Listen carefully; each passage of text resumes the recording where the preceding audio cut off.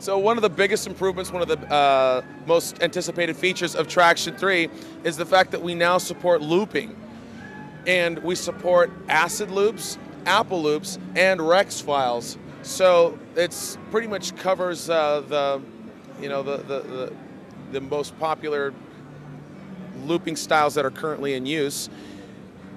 And one of the neat things about Tracktion 2, because it is dual platform, you can now take your full collection of Apple loops and actually use them on the PC. It's actually one of the first programs I know of that'll actually read and run Apple loops on a PC. We actually do a really neat thing. We've got a browser. It's similar to some of the other programs like Ableton Live where you have a browser built in. But the loop browser actually builds a database of all of your loops, and it categorizes them by name and by type, by genre especially. So you can actually click on bass and guitar, and all of your bass and guitar loops will actually show up in this window.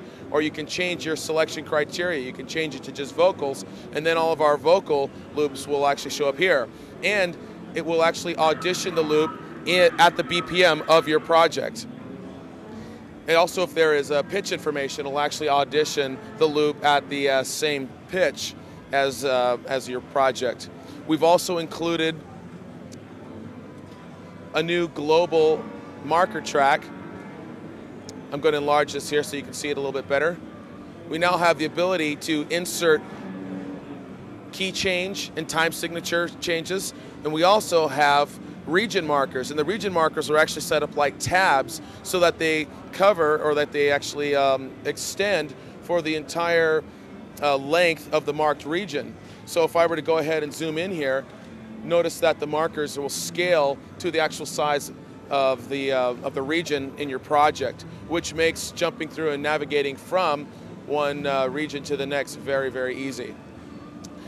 The next biggest thing, and I think this is really exciting about Tracktion 2, is the third-party software that it's going to come bundled with. We're now bundling it with the latest version of Sample Tank 2 and Amplitude, as well as a huge complement of loops from Sonic Reality. There's over 2,000 Apple loops, there's Rex loops. We also are including a special Tracktion version of Submersible Music's drum corps. We're also including the Garriton Personal Orchestra. There is a Tracktion 3 edition with over 800 megabytes of samples.